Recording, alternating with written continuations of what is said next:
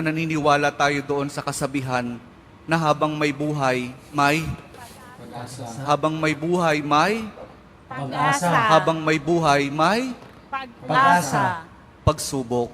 Dahil tayo katiwala ng Diyos, binibigyan din niya tayo ng iba't ibang klase ng pagsubok.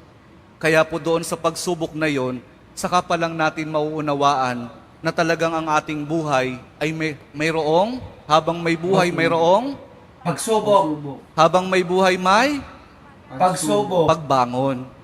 Huwag niyong hayaan na kapag meron kayong pinagdaraan ng pagsubok, ay hindi kayo babangon. Kailangan meron tayong pagsumikap na pagtsatsagaan natin yung ating mga pagsubok na pinagdaraanan. At kapag merong pagsubok at merong pagbangon, saka pa lang natin mauunawaan na talagang ang ating buhay, na habang may buhay, may Pagbangon. habang may buhay, may Pagbangon. pag-ibig.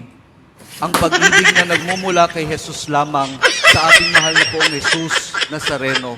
Dahil doon, kapag naunawaan natin itong mga bagay na ito, na habang may buhay, may pagsubok, may pagbangon at may pag-ibig na nagmumula lamang kay Jesus, saka pa lang natin mauunawaan at matatanggap na talagang habang may buhay, may